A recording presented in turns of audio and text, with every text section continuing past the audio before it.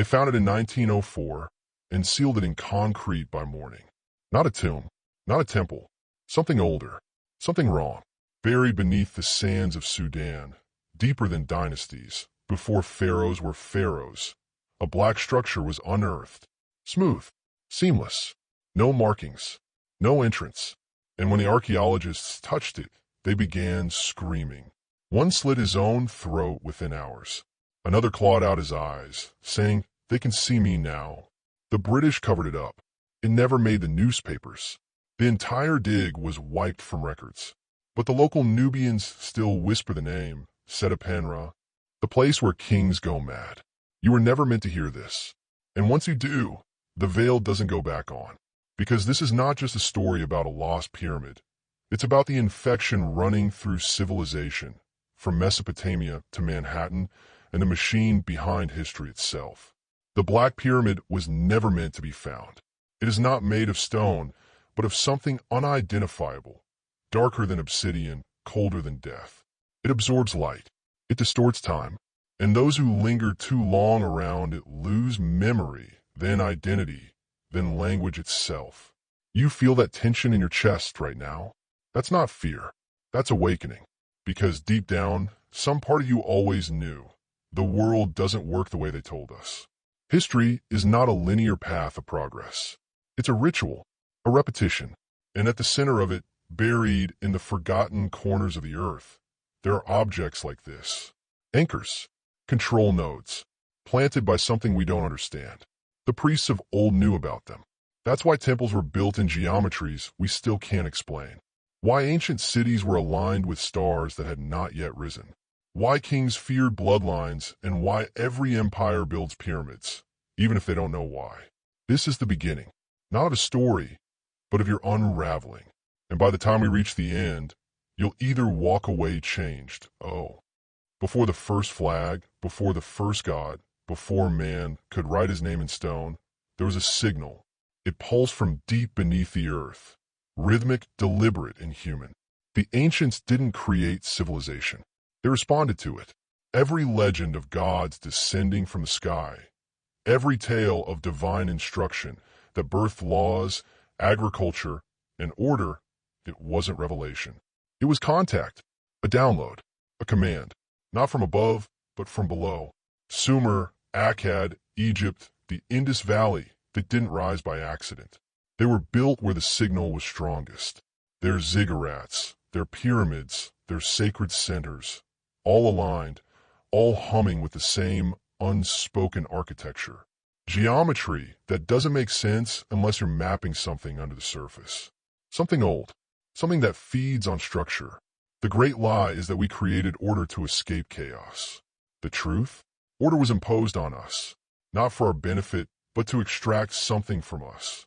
Energy, obedience, frequency, a kind of submission so deep you don't even know you've given in.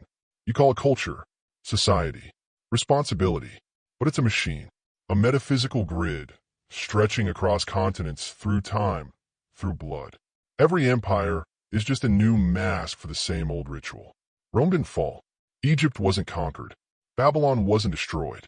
They were sacrificed, burned at the right hour under the right stars to feed the grid. Each collapse was a harvest, and each rebirth more refined, more efficient, more deeply integrated. They want you to think civilization is progress, but it's a circuit. You're inside it right now. The reason you feel drained, lost, angry, half awake, and yet drowning in noise. It's not a flaw in the system. It's the point of the system. Your ancestors weren't primitive. They were silenced. Their real knowledge, the kind that could free you, was buried beneath dogma, rewritten as myth, or worse, turned into religion. They told stories of W. You were born into a maze, but they gave you a map that only leads in circles. Education, media, law, faith, all pointing toward obedience, none pointing toward truth. But buried in the oldest sites of human memory, Göbekli Tepe, Baalbek, the Osirian at Abydos, there are patterns. Angles that defy erosion. Stone that resists time. Precision too perfect for bronze chisels or primitive hands. Ask yourself, why do these places feel wrong? Because they are not ruins, they are interfaces, constructed as control points, gridlocks. And when you trace the alignments, when you map the sacred sites across the globe, they form a lattice, a circuit. It's not superstition. It's energy management, human management, mass psychological harvesting disguised as architecture. They knew the mind responds to geometry, that fear can be encoded in space, that awe can induce obedience. Walk into a cathedral, a pyramid, a temple. You feel it in your bones, not reverence submission. It's not the gods you're bowing to. It's the system. That system was designed long before your government, your constitution, or your currency. It works like this. 1. Capture the mind through fear and ritual. 2. Divide the tribes through myth and language. 3. Harvest the spirit through guilt and hierarchy. 4. Reinforce the illusion with stories of freedom, progress, and choice. But all roads lead to the same cell. And the door was always open. You just never knew it was a prison. Think about how you were raised. Don't question. Stay in line. Obey authority. Do what's expected. Trust the system. They weren't teaching you to be human. They were teaching you to be compliant. They made you afraid of shame instead of afraid of lies. Because once you see the blueprint, really see it, you stop playing the game. And that makes you dangerous. The rulers of old wore crowns and held scepters. Today they wear suits and speak through screens. But the blueprint hasn't changed. Before pyramids, before temples, before kings, there was a name. It is not in textbooks. It is not spoken in temples. But it echoes through every structure of control. They called him Enmeduranki, the priest king who walked with the gods and returned with the blueprint. Babylon remembers him as the origin of kingship, science, and sacred rites. But the truth is darker. He didn't return with knowledge. He returned with a system, a grid of symbols, a way to bind the will of men through ritual and illusion. He became the first architect, not of buildings but of obedience. They say Enmeduranki was taken to the heavenly council in a whirlwind of fire and smoke. That he saw the 7 tablets of destiny, the me, each tablet a program, law, power, war, lies, judgment, hierarchy, and sacrifice. He brought them back, and the world was never the same. Because these weren't divine gifts. They were tools of psychological engineering. You see, the ancients understood something your modern mind was trained to forget. The human soul can be reprogrammed, not just by trauma, but by rhythm, by architecture, by myth, by fear. Repeat a symbol enough times, and it becomes sacred.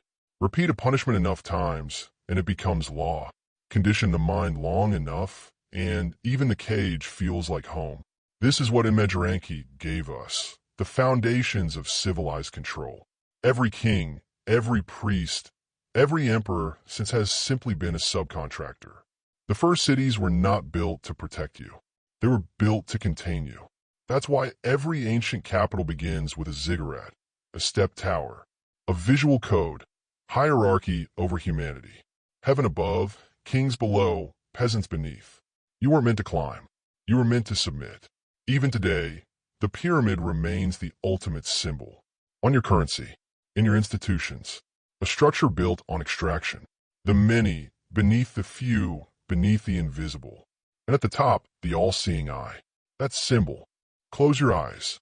Now, try to think a thought that doesn't belong to them. Hard, isn't it? That's because the programming doesn't live in your phone, your job, or your flag. It lives inside your cognition. You were conditioned before you could speak. Told what good is. Told what evil is. Told how to act, what to want, what to fear. But you were never told why. That's not a coincidence. It's by design. See, modern control doesn't require chains. It requires patterns, self-replicating thought loops reinforced by institutions, media, and peers. Not to control your body, but your choices. The perfect slave is not the one in shackles. It's the one who believes he's free. From the moment you enter school, you're not being educated. You're being domesticated, taught to sit still, obey bells, memorize meaningless facts, trust authority without question. You're not learning how to think. You're learning how to conform. Every test, trains you to fear failure. Every rule trains you to seek permission. By the time you're an adult, your operating system is complete, and you'll defend it like it's your own idea. But it's not yours. It never was. Let me show you the machinery. Guilt, the cage that keeps you from acting. Shame, the whip that keeps you from asking. Hope, the drug that keeps you waiting. Pride, the leash that keeps you in your lane. Fear, the fence that keeps you from leaving. Each emotion can be weaponized, and they've turned your entire psychological makeup into a surveillance state. You're not just watched, you're managed from within. Every time you hesitate to speak truth, every time you silence your own anger, every time you look for permission to be yourself, that's the program running. But you can crash it. You have to notice the patterns. Catch them. Break them. Ask yourself, whose voice is that in my head? If it's not yours, then whose life are you living? This isn't just about ancient pyramids or secret histories. They told you history was a straight line, from savagery to civilization, from ignorance to knowledge, from darkness to light. But what if I told you it was the opposite? What if I told you we are the remnants, not the peak, of something far older, far purer, and far more dangerous? You've been sold the myth of progress because it keeps you docile. It makes you believe you're heading somewhere better. But real history, forbidden history, tells a darker story. We didn't evolve in a modern man. We'd evolved from something greater. Look at the oldest megaliths, the ones they avoid in textbooks. Baalbek, Pumapunku, Nan Madol, the Osirian. Precision cuts in stone harder than steel. Blocks weighing hundreds of tons, placed with microscopic alignment. Not decoration, not ritual, not graves. Technology, forgotten technology. And then silence, collapse, amnesia. The lie says primitive people made primitive things. But the deeper you dig, the more refined it becomes, like time running backwards. And that's the first red flag. Every great civilization ends in fire, flood, or madness.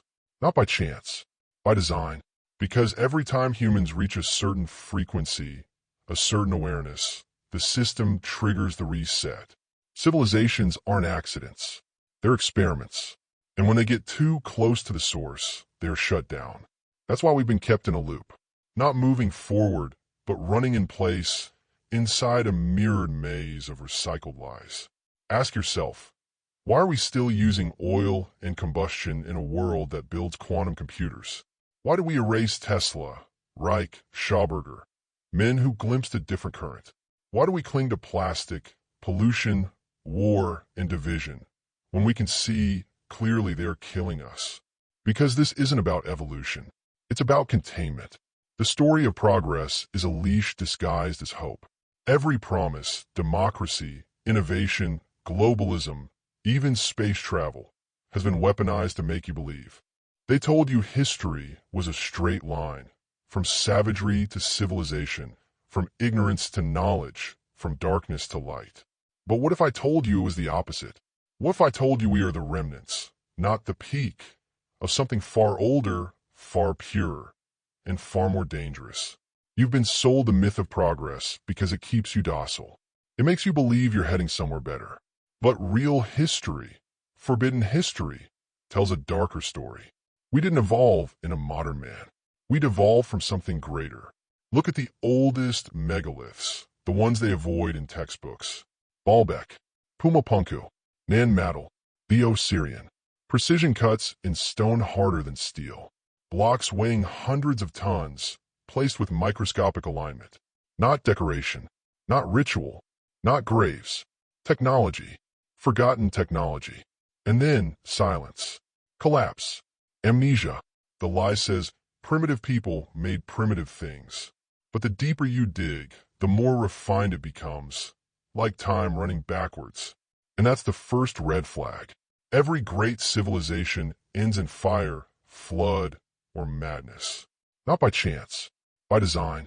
Because every time humans reach a certain frequency, a certain awareness, the system triggers the reset. Civilizations aren't accidents. They're experiments. And when they get too close to the source, they're shut down. That's why we've been kept in a loop. Not moving forward, but running in place, inside a mirrored maze of recycled lies.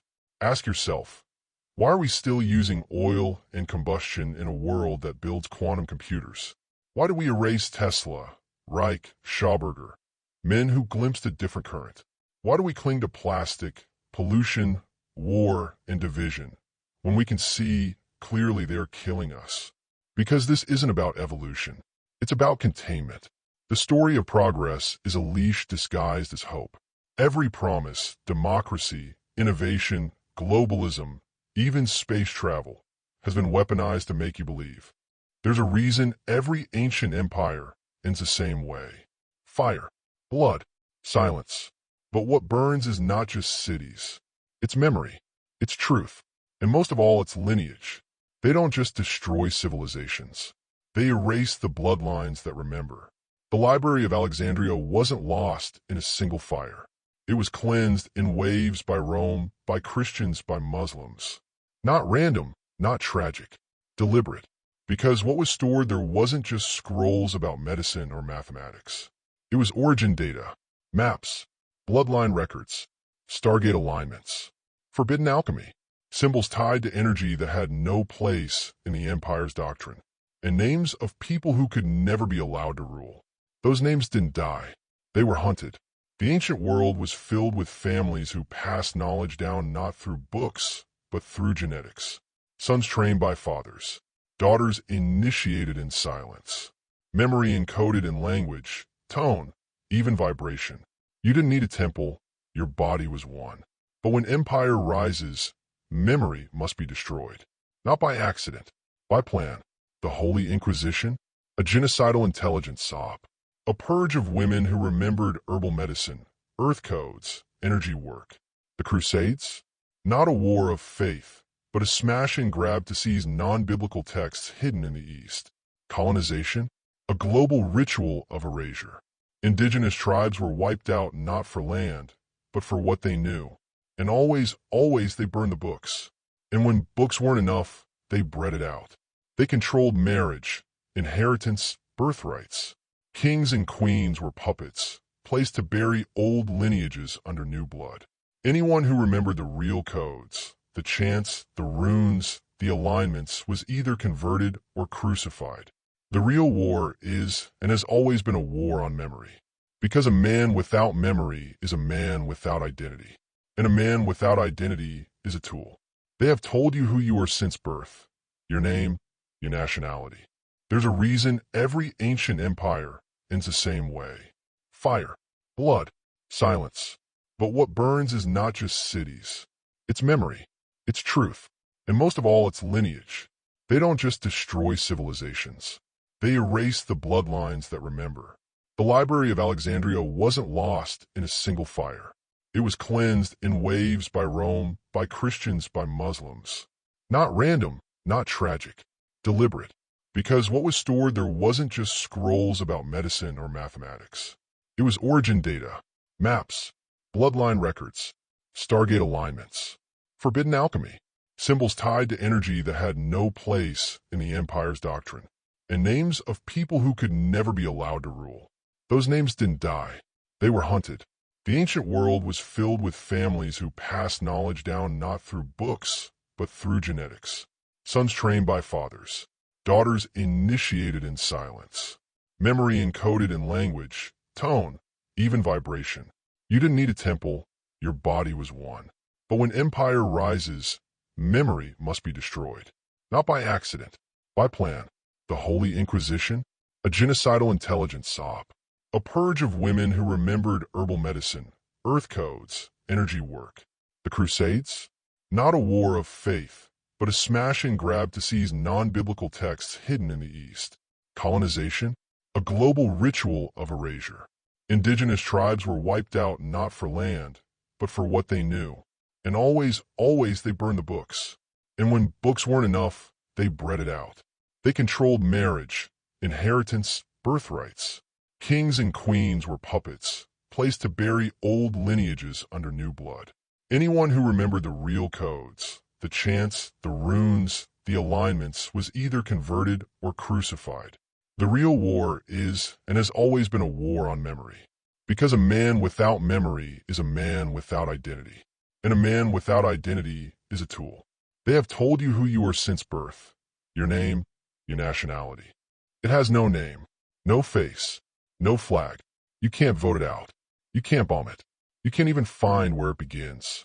But it's there, woven into every structure, every ritual, every oath of power since the first city rose from dust. Some call it the deep state. Some the cabal, the brotherhood, the architects, the watchers. But names are camouflage. What you need to understand is this. There is a structure of control older than any government. It survives not by ruling openly, but by embedding itself into every institution you trust. Education, religion, media, finance, science. It doesn't need you to worship it. It just needs you to believe in its branches. And that's the trick. Most people defend the very system that enslaves them, because they only see the leaves, never the root. This institution doesn't rise and fall like empires. It adapts. When Rome collapsed, it became the church. When the church fragmented, it became the bank. When the bank spread too wide, it became democracy. Every time you think you've escaped it, it puts on a new face. But its core remains unchanged. A hidden priesthood of knowledge, ritual, and blood. They are not politicians. They are not businessmen. They are curators of illusion, gatekeepers of history, engineers of belief. They don't need to control the world. They only need to control what you think the world is. That's why they fund both sides of every war. Why they own every news outlet. Why every major university teaches the same revisionist history. Why every currency is debt-based. Why every religion demands obedience. And why every expert speaks the same scripted truths. You're not looking at separate systems. You're looking at tentacles of the same organism. It doesn't want your worship. It wants your consent. Quiet, unspoken, habitual consent to a reality you didn't choose, to a story you didn't write, and to a destiny that keeps you small. The institution doesn't need to attack you. If you strip away the flags, the faces, the languages, the doctrines, there's only one lie left standing, the lie that holds the others up. You are powerless. They told it in Sumer, that kings were chosen by gods, that peasants were born to serve. They told it in Egypt, that pharaohs were divine, and you were dust. They told it in Rome, that freedom came from conquest, and citizenship was a privilege. They told it in churches, that salvation required permission, and questioning was sin. They told it in textbooks, that your ancestors were ignorant, and you are lucky to be modern. They tell it in every era, every language, every classroom, because it works. It keeps you small. It keeps you grateful for crumbs. It keeps you staring up at pyramids built on your own back, whispering, "At least I'm allowed to exist." But what they fear is not your rebellion. They plan for that. What they fear is that you will remember something ancient inside you, something unbroken, something sovereign, because power isn't granted. Power is remembered. And they've spent generations engineering amnesia. Why do you think every society erases its shamans, its oracles, its mystics? Because they knew. They didn't just speak to gods. They knew the gods were once men, and men could become gods again, but only if they woke up. So the lie had to be reinforced. Every empire ran the same script. Cut the tongue of those who remember. Mock the wise. Glorify the herd. Burn the records. Rewrite the stories. Replace the sacred with spectacle. Replace the divine with debt. Replace mystery with doctrine. And finally, teach the child that obedience is virtue, that conformity is peace, that silence is wisdom. And you, man of flesh, of fury, of fire, became a number, a consumer, a product, taught to fear his own voice. But listen to it now, that rising edge, that electric pressure in your chest. It's not rage. It's not confusion. It's memory. The blueprint eye. The first prison is invisible. It has no bars, no guards, no locks, just walls made of words and rituals disguised as education. The moment you're born, they begin the process, not of raising you, but of erasing you. They call it schooling, but it's not school. It's the factory of forgetting. Your mind arrives whole, radiant, chaotic, creative, ancient. You see without filters. You feel without fear. You remember things your language has no words for yet. But that's a problem, because systems hate unpredictability. So they begin to mold you, not by force, by rhythm. The bells, the desks, the lines, the tests, the ranks, all of it ritual. You're trained to ask for permission before speaking, to sit in rows, march in halls, absorb the same scripts as every other child. And if you resist, you're labeled hyperactive, defiant, slow, dangerous. Punishment is subtle. Isolation, shame, silence. But the message is clear. Your fire is a flaw. They don't want intelligence. They want predictability. They don't want thinkers. They want repeaters. And so they flatten the soul, bleed out the wild, inject fear of failure, drip-feed reward for compliance. 12 years later, the human is gone, and in its place stand a worker, a consumer, a citizen, a being who knows how to follow rules, but has forgotten how to ask why. They told you school was for your future. But look around. Did it teach you how to live? Did it show you how to speak truth? How to master your own energy? How to read power? How to protect your mind from illusion? No, it taught you how to obey, to regurgitate, to submit, to wait for validation from outside yourself. Because the real curriculum isn't math or grammar. It's obedience. And once they've built that program inside you, the rest is easy. Media enforces it. Work rewards it. Politics manipulates it. Religion justifies it. You're not just taught what to think. You're taught how not to remember. You think you were born into life. But what if you were born into a ritual? One masked in sterile lights, rubber gloves, and institutional smiles, but designed not to welcome you, to cut you off. At birth, you're not weak. You are pure signal, sensitive, unfiltered, electric with ancestral memory. You still remember the before, the frequencies of origin, the truth that you are not separate from anything. And that's the first thing they must break. So they begin with a severance, not just from your mother, from source, clamped, cut, separated, rushed under artificial lights, scrubbed, measured, injected, numbered, isolated. It's all done in the name of health, but understand what it really is. A metaphysical disruption. Your first breath is not sacred. It is weaponized, flooded with trauma, memory scrambled, sensory overload, a scream not of life, but of spiritual dislocation. This is step 1 of the program. Sever the newborn from its root. Step 2, begin rewriting its identity. You're assigned a name, not of your choosing. You're filed, tracked, imprinted into the system. A number follows you before you can walk. Then the symbols begin, colors, cartoons, jingles. Conditioning through repetition. Before you even speak a full sentence, the programming begins. Your world is shaped not by nature, but by screens. And here's the most sinister part. No one means to harm you. They're just repeating the ritual they themselves survived, passed down from generation to generation, normalized as care. But it is not care. It is control, softened by culture, sterilized by science. The reason you feel disconnected, like something was taken, like you were thrown into a world already moving without you, is because you were not introduced to reality. You were initiated into containment.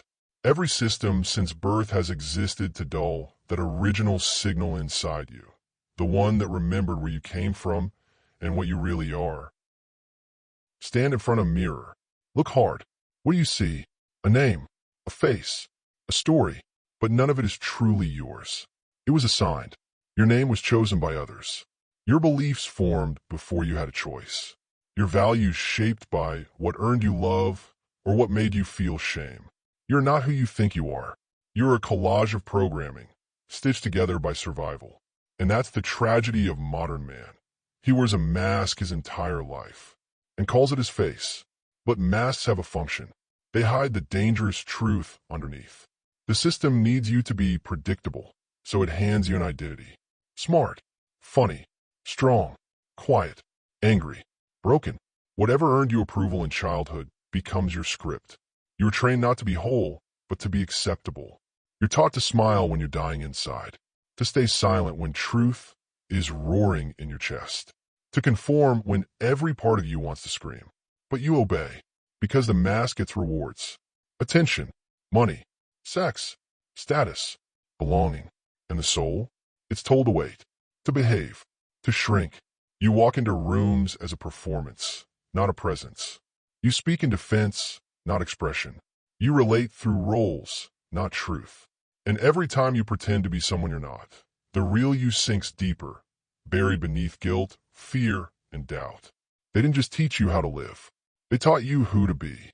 A man who doubts his instincts. A man who apologizes for his power. A man who trades authenticity for acceptance. But masks crack, and when they do, a terrifying thing happens. You realize you don't know who's underneath. But you're feeling him now, aren't you? That primal, wordless force rising through your spine. The self that doesn't ask, doesn't beg, doesn't wait. The one they try to bury in textbooks, in sermons, in shame. He's not dead. He's just watching, waiting for the moment you stop pretending. Because your mask is not your protection. It is your prison. There is a moment every man fears. Not the moment he fails. Not the moment he loses. Not even the moment he dies. The moment he sees the truth. That the life he built was a lie. Not because he was weak, but because he was trained to survive inside a system that required him to betray himself. That's when the fire starts. At first, it's just discomfort, a restlessness, a sense that something is off. You try to ignore it. You numb it with noise, with work, with distraction, with comfort. But it keeps burning, quietly, relentlessly, beneath the skin. Because it's not a wound, it's a signal. And it's telling you, the life you're living is not your own.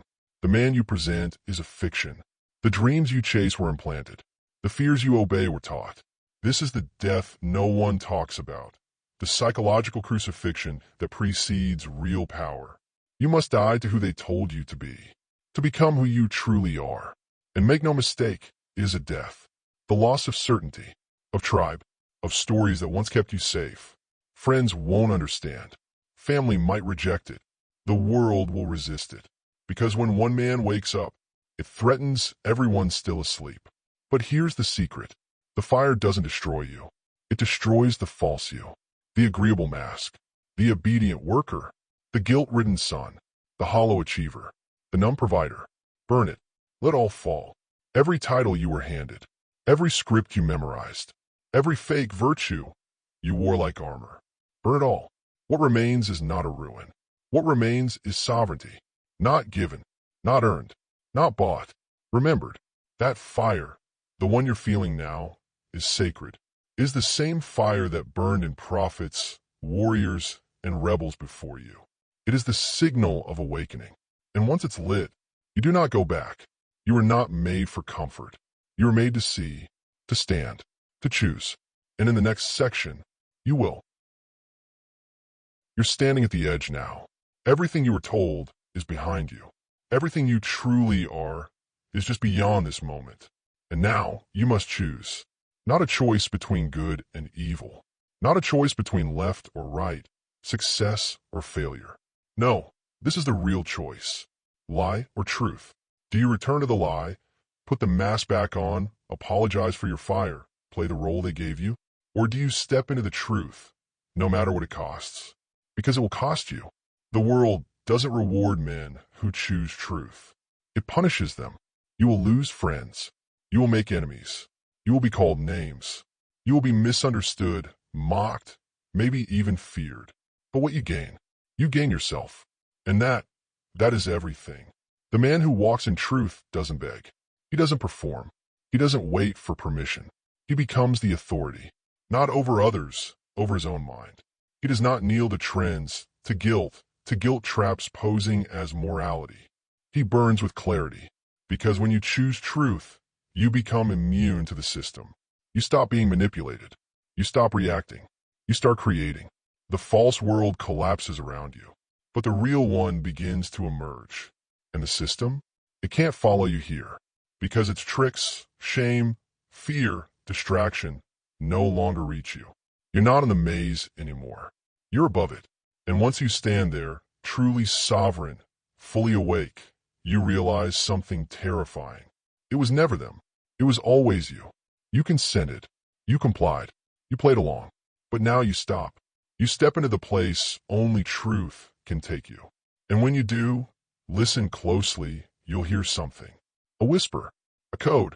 It says, you've returned. Because awakening isn't becoming something new. It's remembering who you've always been. And now it's time to speak the phrase. To anchor this moment in the real. Scroll down and comment the words. I see the fire. I am a fire. Again, I. The mind doesn't think in words. It thinks in symbols. And that's why they never needed chains. They just needed to control the language you dream in. Look around you. Every system of power speaks in symbols. Flags, logos, rituals, uniforms, crests. That bypass the logical mind and go straight to the subconscious. Because the deeper mind doesn't question what it recognizes. It simply reacts. That's why they buried real knowledge in symbols and then redefined them. The serpent, once a sign of energy, transformation, and ancient wisdom, now means evil. The pentagram, once the geometry of the perfected man, now means the devil.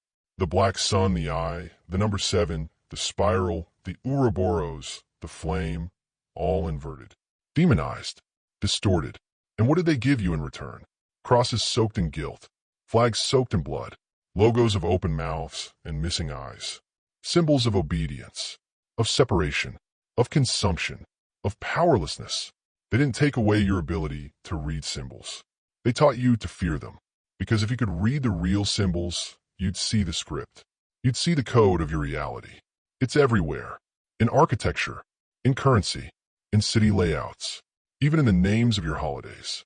It's not conspiracy, it's ritual psychology. They don't control you with force. They control you with meaning. They implant a symbol, wrap it in emotion, and let it play on loop inside your subconscious. You see a uniform, you feel small. You see a cathedral, you go silent. You see a black cube, you stare confused but transfixed. The effect is automatic. Instant. Invisible. Because the symbols were made for your oldest operating system. The one they trained you never to update.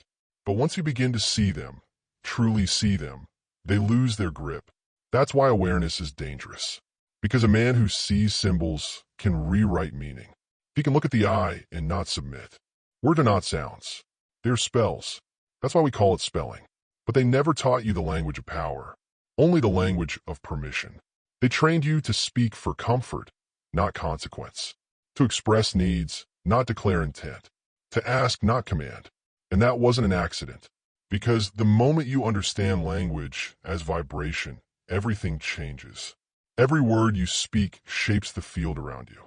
Every phrase reinforces or dismantles your frequency. And most of what you've been taught to say is designed to weaken you. Think about it. I can't. I should. I'm sorry, but maybe one day. Hopefully. Just trying to. Don't want to bother. Not good enough. Lucky to be here. These are not words. They're curses. And you repeat them like mantras, over and over, until your reality bends to match. Because the subconscious doesn't filter. It listens, obeys, builds. You say, I'm not ready. It closes the gate.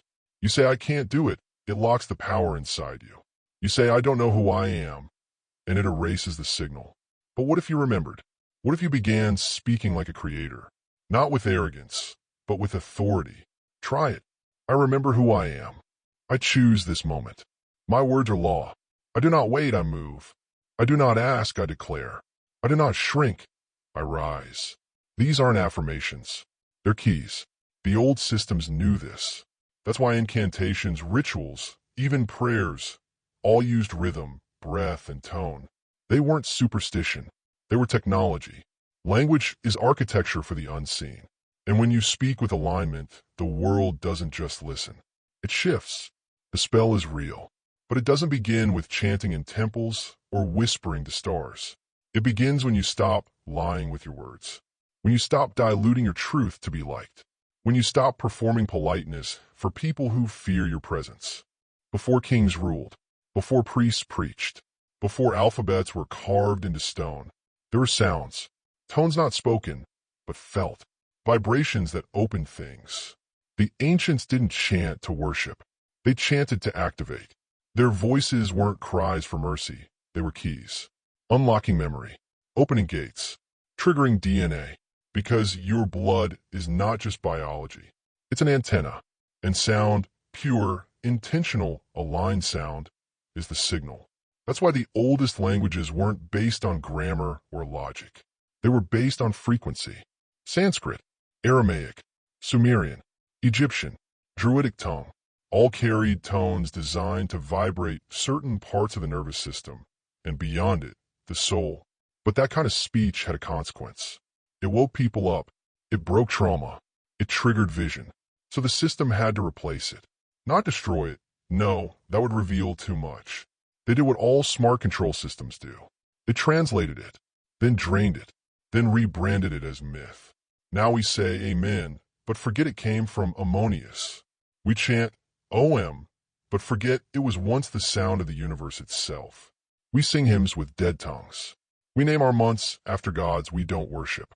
We utter corporate slogans with more conviction than the names of our ancestors. They didn't just steal our words. They disconnected our voice from our source. And now, most men speak like echoes. Flat, unsure, disembodied. Their voices crack when they say what matters. Because the connection is gone, but the line is still there. Waiting. Try this. Speak a word with breath, with spine, with intent. Say your own name with the tone of command. Feel how strange that is? How rare. That's not your fault. That's programming. Because a man who remembers his voice is a man who can alter the field, and the system has no defense for that. In the next section, we go deeper to the real reason empires banned certain sounds, destroyed sacred instruments, and outlawed. Sound is not entertainment. It's not art. It's structure. It builds. It shapes. It programs. And that's what they don't want you to understand. That sound is geometry in motion. Every note, every chant, every vibration is forming patterns you can't see, but your cells can feel. This isn't mysticism. It's physics. Cymatics, the study of visible sound, shows us what ancient priests already knew. Frequencies shape form. A single tone can organize dust into symbols. A chant in the right frequency can heal organs or break them. A name, spoken with intent, can lock a man in trauma or release him from centuries of silence. That's why they banned certain instruments, why they buried the tuning systems, why they forced all music to be calibrated to 440 Hz, a frequency proven to agitate the nervous system, disrupt cellular alignment, and dull intuition. But before that, music was tuned to 432 Hz, the frequency of the universe's harmony, the vibration of water, of stars, of human DNA. The ancients built temples using this math. They sang in tones that aligned with planetary cycles, lunar phases, and ley lines. This wasn't religion. It was engineering. They were building reality with sound. And when empire rose, that had to stop. So the Gregorian chants replaced the earth tones of the Druids. Church bells replaced the bowls of Tibet. Corporate anthems replaced tribal medicine songs. Now you scroll through endless soundtracks that simulate feeling, but do not awaken. They can trigger dopamine, but they can't break spells. Because the true function of sound, sacred sound, is to restore pattern, to realign the broken code within you. Your trauma is a dissonance. Your forgetting is a detuning. And your rebirth? It begins the moment you start using your voice, not to perform, but to resonate. You don't need a cathedral. You are the instrument. And when you tune to truth, the world responds. In the next section, we confront the FRE. Fear is not an emotion. It's a frequency. And if you understand how frequencies work, then you understand why fear is the foundation of every control system in history. Because fear lowers vibration. Literally, it contracts your field. It narrows your breath.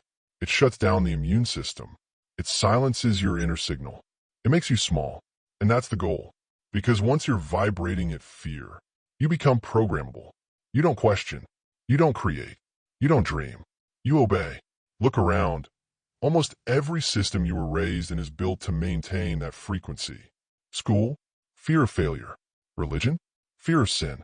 Work, fear of poverty. News, fear of war, plague, collapse. Social life, fear of rejection. Medicine, fear of death.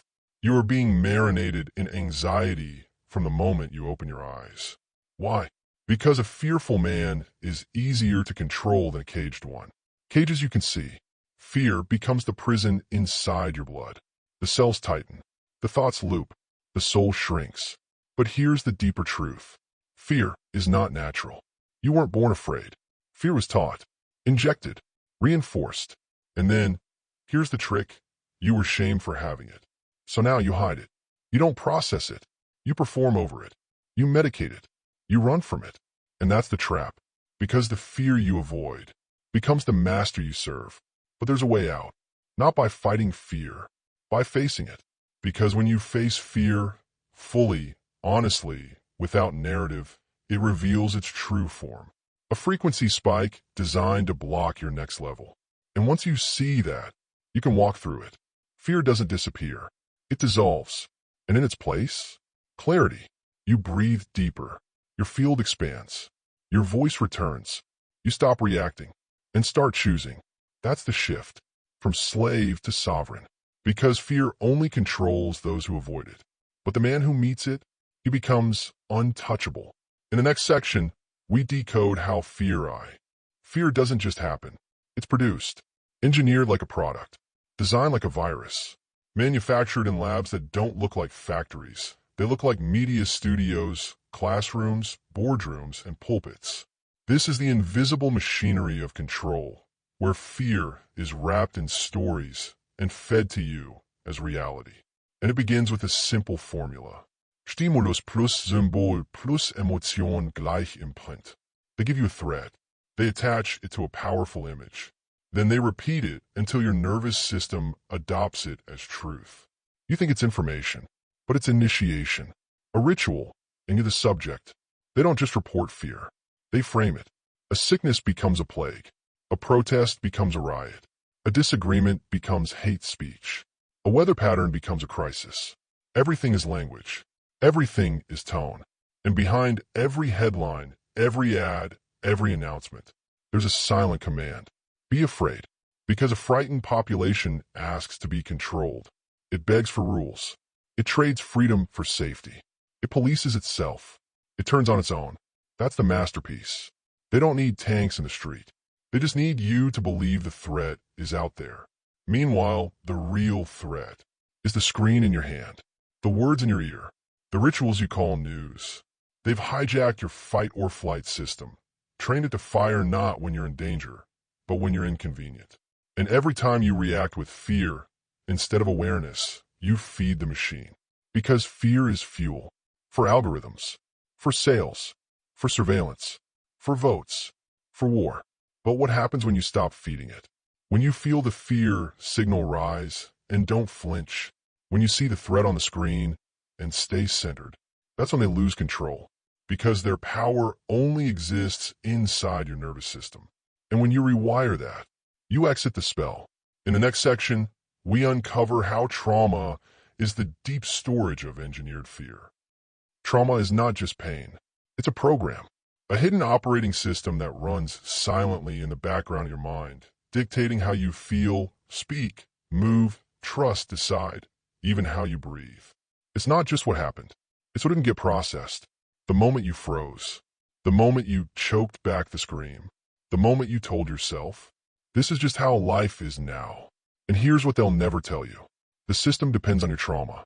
Because trauma keeps you predictable. It keeps you looping. It keeps you afraid of your own depth.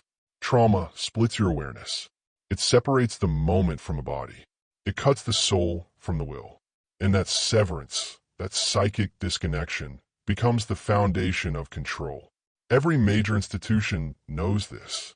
The military doesn't just train soldiers. It traumatizes them into obedience. Schools don't just educate. They shame and rank, making curiosity a risk. Religion doesn't just guide. It anchors guilt in the body, linking desire to sin. Even entertainment reinforces trauma loops. The victim, the rescuer, the punisher. Over and over. Because when you're traumatized, you search for safety, not truth. You seek approval, not sovereignty. You obey to avoid pain, not because it's right. And here's where it gets even darker. They made trauma normal. So normal that when you finally feel peace, your body rejects it. It feels wrong, unfamiliar, unsafe, because the trauma became home. And healing? Healing threatens the entire structure. Because a healed man doesn't obey fear. He doesn't beg for validation. He doesn't shrink in the presence of false authority. He remembers who he was before the wound. And that's dangerous. So they keep you distracted, busy, ashamed, addicted, performing, doubting, projecting, avoiding. They don't need to lock you in a cage if your mind becomes one. But listen closely now. Your trauma is not who you are. If they try to stop you. Healing as warfare. They told you healing was soft, that it was candles and yoga mats, that it was something women did, that it made you passive, gentle, tame. But they lied. Healing, real healing, is not soft. It's a war against everything that was programmed into you to keep you broken. A war against the voices that say stay small, don't feel that, don't go there. A war against the systems that rely on your pain to keep functioning. Because healing doesn't just change your emotions. It disarms the machine. When a man begins to heal, the program short circuits. Because suddenly, he stops apologizing. He stops begging. He stops trying to prove. He stops betraying himself just to belong. He stops pouring his fire into systems that only want his obedience. And most importantly, he stops leaking energy. That's what trauma is, a leak. A slow drain of life, force, attention, creative will. Healing seals the breach. You stop bleeding in silence. You stop calling your numbness discipline. You stop mistaking survival for strength. And that's when they panic. Because now, you can no longer be bought. You don't flinch at shame. You don't react to fear. You don't chase distractions. You sit in your center, not with ego, but with clarity. And clarity breaks the spell. Because this system, this empire of mirrors and noise, is built on one assumption. That you won't look inward. That you'll keep running from your past. That you'll keep outsourcing your worth. That you'll keep numbing, blaming, obeying. But healing is the refusal to do that anymore. It is the sacred act of standing before your own wounds and saying, you don't own me. It's not easy. It's not quick. And it doesn't look holy. It looks like rage, grief, isolation, darkness. It looks like death. And in a way it is.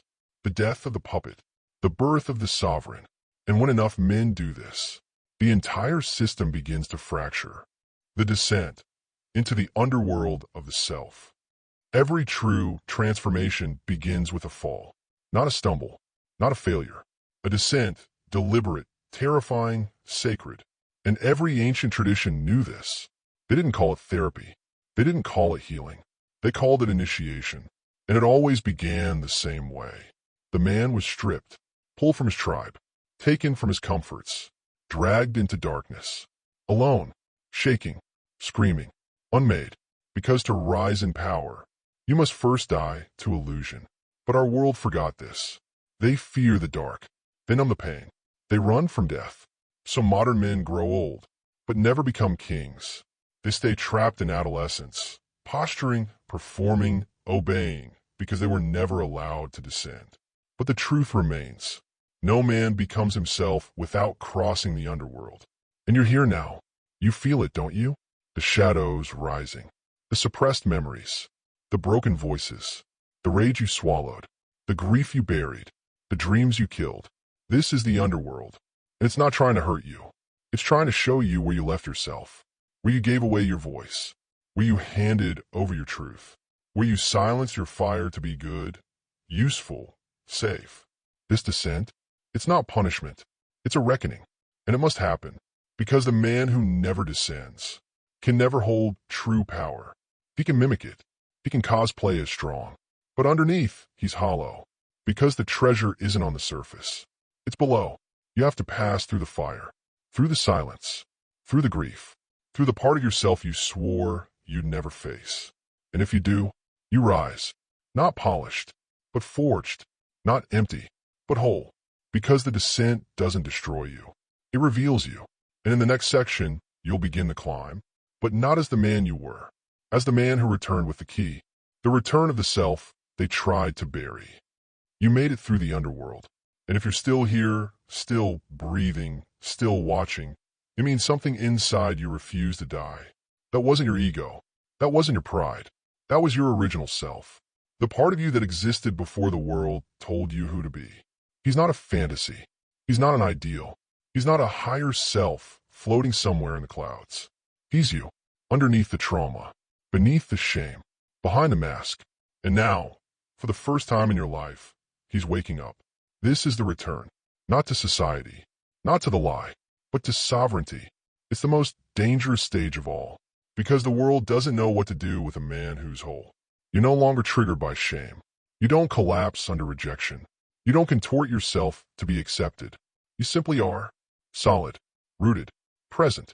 And in a world trained to worship confusion, clarity is rebellion. You'll feel it immediately. People will project onto you. They'll call you arrogant, cold, intense. They'll try to pull you back into the script. Don't go.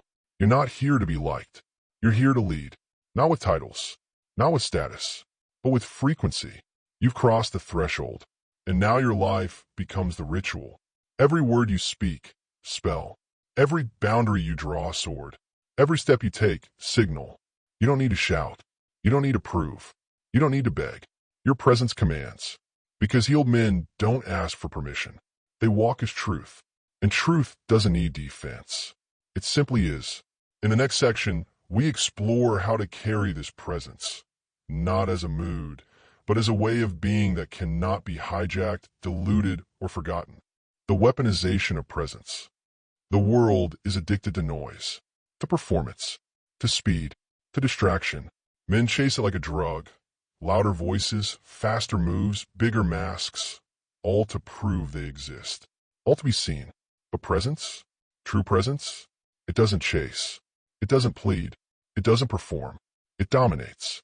Quietly, presence is a weapon, one it never taught you to wield, because it can't be bought, can't be faked, can't be controlled.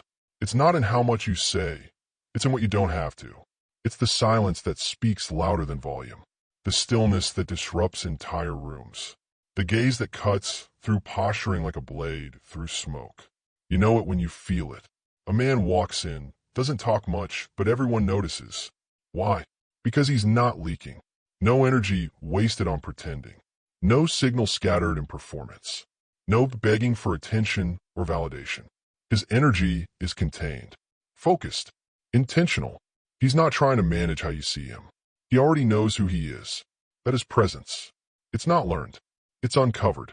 It rises when you stop trying to be more than you are and stop apologizing for who you are not. But there's something deeper. Presence isn't just social power. It's psychic stability. It's what keeps your frequency intact when lies are flying, when shame is weaponized, when manipulation tries to bait your nervous system into reaction.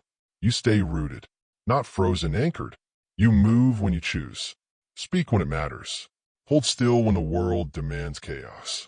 Presence is what they fear, because presence can't be tricked. It doesn't react. It doesn't submit. It doesn't outsource its authority. A man in presence is a mirror. He reflects people's masks back at them. He burns through projection. He makes the false uncomfortable, because he cannot be moved. That's you now, if you hold the line. In the next section, we go beyond you, into the real war happening behind the curtain. The war behind the curtain. This world isn't what it seems. Not even close. You've been taught to see war in headlines, soldiers, flags, borders, bombs. To believe it's happening out there, that it's political, geopolitical, economic. But the real war? It's spiritual, it's psychological, it's energetic, and it's been raging beneath your perception since the day you were born. Not for land, not for oil, not for resources, but for your awareness. Because a man who doesn't control his own mind doesn't own his life. And that's the goal. They don't need to enslave the body if they can hijack the mind. They don't need to kill you if they can keep you asleep. This is not new. The ancients warned us. They told stories of archons, false gods, psychic parasites. entities not of blood and bone, but of influence and impulse. Beings who feed not on flesh, but on consent. Every time you react instead of respond. Every time you obey instead of choose. Every time you betray your own truth to belong. You're feeding them. And they don't live in the shadows.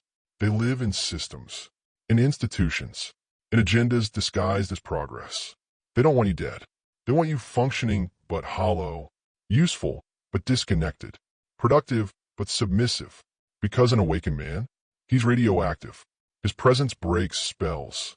His choices ripple across timelines. His very awareness drains their power. And now, they're desperate. That's why the world seems louder, more chaotic, more hysterical. It's not random. It's strategy. Flood the airwaves with fear. Fragment attention. Punish dissent. Invert truth. All to prevent awakening. Because if too many men remember who they are, the game ends. They can't imprison awareness. They can't algorithm sovereignty. They can't code out soul. That's why you're here. Not by accident. Not by luck. But by design. You're part of the counterforce. A fracture in the machine. And in the next section, we reveal the brotherhood they tried to erase. They told you to be strong. They told you to stand alone. They told you to be a man, cold, isolated, untouchable. But what they didn't tell you was that your isolation wasn't power. It was strategic, because no empire, no cult, no manipulation system can survive if strong men begin to unite. So they engineered your disconnection, not just physically, emotionally, spiritually, psychically. They flooded you with shame for your need to belong. They mocked male friendship. They ridiculed sacred brotherhoods. They turned fraternity into parody. Why? Because a man alone is easier to break. He doubts himself longer. He betrays himself quicker. He folds under pressure faster. But when he stands among others who see him, who know his fire, who call him forward, not down, he becomes something else entirely. He becomes unshakable. And that is what they fear most. That you will remember you are not meant to do this alone. That strength isn't in separation, it's in alignment. The tribal mind wasn't primitive, it was powerful. Our ancestors knew this. They sat in circles, not to talk, but to remember, to mirror, to grieve, to rage, to realign, and then to rise. Because when men gather, healed and seen, the spell breaks faster. The matrix begins to flicker. The fear weakens. The shame dissolves.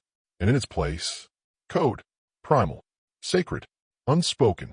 A man in brotherhood doesn't posture. He doesn't pretend. He doesn't need to dominate because he's already grounded. And when men like this rise together, the institutions tremble because now they can't isolate. They can't divide. They can't confuse. They can't conquer. The algorithm was never built to track awakened unity. And you're no longer a lone signal. You're part of a network, a constellation of men coming back online. And in the next section, we unlock what that network can do when it remembers its true power. Rebuilding reality, the brotherhood effect. Everything around you is built by men. The roads, the systems, the skylines, the codes. But here's the part they never want you to see. It was also men who were conditioned to forget they built it, conditioned to doubt their instincts, to betray their brothers, to obey false hierarchies, to worship systems they once ruled. This was no accident, because men, aligned in truth, bonded by vision, are not just builders. They are realities in motion. And when even a small group of such men reawakens, connected, clear, sovereign, the world bends. Because reality is not fixed. It is negotiated by attention, by emotion, by frequency, by choice. This is what they're terrified you'll realize. That your beliefs shape time, that your agreements create structure, that your rituals forge culture, and that all of this can be rewritten, not with force, but with resonance. The unified signal of sovereign men reshapes the field. It realigns the story. It breaks the broadcast of fear and uploads the code of truth. It begins subtle. Conversations shift. Energy stabilizes. Miracles happen faster. The impossible becomes logical. Then, systems collapse. Not violently, organically, because they're no longer fed. And in their place, new structures emerge. Structures built on coherence, not coercion. On clarity, not confusion. On mutual sovereignty, not performance. But make no mistake, this is not utopia. This is responsibility. You don't get the world you want by waiting. You build it. With your breath. With your bond. With your blood. And you'll be tested. The old world will claw at you. Tempt you. Mock you. Call you extreme. Try to seduce you back into the noise. But now you'll know. You'll feel in your spine. What is real? What is false? Who you are. And most importantly, who you walk with. In the next section, we return to the individual. The inner code, building the kingdom within. Everything you just saw, the descent, the awakening, the brotherhood, the rebuild, none of it means anything if you don't anchor it inside. Because truth without embodiment, that's just more noise. You can read the books, watch the videos, say the right things, but unless it lives in your walk, your tone, your posture, your choices, it's just a mask made of knowledge. And the system knows that. That's why it keeps offering you new identities. More content, more gurus, more distractions dressed as transformation. Because as long as you stay in your head, you're not a threat. But once this becomes code in your nervous system, once your presence carries it without words, then it's done. Then you walk into a room and people feel it. They feel the clarity, the rootedness, the knowing. And that's the beginning of unbreakable power. Because power is not domination. It's not performance. It's not how loud you are. Power is inner order. It's coherence, alignment, a signal so clean that the lies of the world cannot stick to it. But this level of embodiment, it demands discipline, not in the punishing, joyless sense, but in the sacred sense. Waking with purpose, breathing with intention, speaking only when true, moving with focus, cutting what weakens, feeding what strengthens. You don't rise to this level by accident. You forge it, like a blade, through fire, through silence, through repetition. You become a man who keeps his word, not just to others but to himself. You become a man who does the work, even when no one is watching. You become a man who walks into the storm and bends it to his will, because the kingdom isn't out there. It was never out there. It's in you. And when that kingdom stands stable, clean, sharp, the world will rise to match it. In the next section, we'll give that kingdom its crown. Because now, it's time to reclaim your identity. The archetype they tried to erase. You were never meant to be ordinary. You were sculpted by fire, not to serve but to command. But they buried your name. They erased your archetype. Because if you remembered it, you become dangerous. Not to the innocent, not to the good, but to the ones who built this prison of mirrors and called it freedom. Your true identity isn't a role. It's not your job, not your personality, not your trauma. It's a frequency, an ancient pattern written in your bones. The original blueprint of manhood before was corrupted, diluted, commercialized. Every culture once had a name for him. The king, the warrior, the prophet, the builder, the shadow walker, the fire bearer, the watcher of gates. These weren't fantasies. They were activations. Encoded myths to awaken the sovereign within. Not the man who rules others, but the man who rules himself, who bends his desire into action, who wields his anger with precision, who walks in a conflict with sacred clarity, who doesn't flinch in the face of death because he's already faced himself. That archetype is still alive. It's in your silence, in your instincts, in the way your body responds when the truth cuts through. It's been waiting beneath the boy who was told he was too much, beneath the worker who was told he was replaceable, beneath the man who was told he was toxic just for being. But you're not too much. You were just meant for more. That voice inside you, the one that never went silent even when the world tried to drown it, that's not madness. That's memory. You didn't imagine the kingdom. You inherited it. And now, piece by piece, it's returning. Not in fantasy, in embodiment. Your posture, your words, your breath, your choices. You are not finding yourself. You are returning to yourself. In the next section, we lock this in.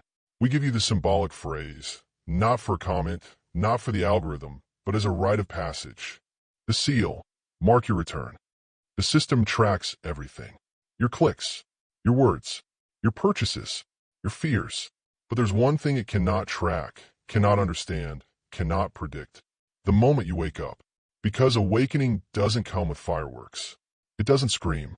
It arrives silent, unshakable, irreversible. It lives in your choices. It bleeds into your voice. It stares through illusions with eyes that no longer blink. This is that moment. If you made it this far, you're not just consuming content. You're remembering. Not in theory, in blood. And you need to mark that moment. You need to speak it. So now, right now, type this phrase in the comments. I walk with shadow fire. Then write it again. Not for me, not for likes, but for the algorithm that tracks patterns and for the part of you that needs a ritual seal. Because symbolic actions lock in inner transformation. They anchor energy in the field. They turn intention into frequency. They signal, I'm no longer asleep. I walk with shadow fire. What does it mean? It means you've descended into darkness and kept your flame alive. It means you've seen your own shadow and made it your ally, not your master. It means you don't need approval to walk in truth. You don't need permission to stand in power. You don't need rescue because you have become the weapon and the shield. You walk between worlds now, and the fire inside you, it doesn't burn for others. It burns to illuminate the path for the next one who dares to wake up. That's what this phrase means. A vow, a banner, a code word between brothers in the noise. So type it. Let the watchers see. Let the signal rise. Let the false systems know. We walk with shadow fire. And now, we end this with the final descent. In the next section, we enter the origin point, the primordial lie that birthed all control. The first cut, the first fracture, and the truth that heals it all. The primordial lie. Before the empires, before the religions, before the alphabets and borders and banks. There was a fracture, a split in the human spirit. And everything, every war, every law, every trauma that followed could be traced back to that first deception. The primordial lie. It wasn't written in stone. It wasn't spoken out loud. It was whispered into the nervous system. The lie was this. You were separate. Separate from nature. Separate from power. Separate from the divine. Separate from each other. And most importantly, separate from yourself. That one lie did more damage than 1,000 wars. Because once a man believes he is separate, he begins to search, endlessly, for belonging, for meaning, for strength, for truth, but always outside himself. That's how they built the trap. Offer him false answers to the separation they created. Buy this, worship that, follow him, fear her, conquer them, and all the while, he drifts further from what was never lost. His center, his breath, his knowing, because the truth is simple. You were never separate. You were divided, only in perception, split, only in programming. But at your core, you are connected to the field, to the source, to the brotherhood, to the fire that made stars. You don't need to reach for it. You need to remove what blocks it. The shame, the fear, the lies, the masks, the false oaths. Every ritual you've walked through in this descent has been about one thing. Remembering, not learning, not improving, not upgrading, remembering what can't be taken. And now, as we approach the final step, you must choose to stay in the loop or break the cycle. Because once you see the lie, you can't unsee it. And once you remember the truth, you're no longer theirs. In the final section, we close the circle, and you rise, not as student, not as victim, not as seeker, but as sovereign, the architect of the next reality. You've seen the lie. You've descended into the dark. You've bled truth from silence, stood in the fire, returned whole. Now comes the question they fear most. Will you build now that you remember who you are? Because awakening was never the end goal. It was the initiation. What comes next is not survival. It's creation. The sovereign doesn't just reject the system. He supersedes it. He doesn't beg to be heard. He becomes a signal too strong to ignore. He doesn't escape reality. He remakes it, not from fantasy, from alignment, from the codes embedded in his very breath. Discipline, clarity, honor, Vision, presence, precision, unshakable will. You are not a victim of time. You are a wielder of it. You are not an observer of change. You are change made flesh. This is what they never wanted you to know. That the world isn't changed by protests or policies or platforms. It's changed by the field. And the field responds to men who move with inner order, who carry truth in their cells, who build not from reaction, but from sovereignty. So now you build, not with wood, not with steel, but with frequency, with the tone of your voice, with the power of your word, with the shape of your attention. You become the architect of your domain, of your bloodline, of your relationships, of the world they swore you could never touch. And you do it without apology, because you don't owe them soft edges. You don't owe them conformity. You don't owe them silence. You owe the world your signal, your fire, your presence. That is your legacy. That is your revolution. That is your crown. Now go. Carry the code. Breathe the signal. Build what comes next. And never forget, you walk with shadow fire. Not because you are cursed, but because you're the one who could hold the flame. When everyone else ran from the dark, the transmission ends. But your kingdom? It's just beginning.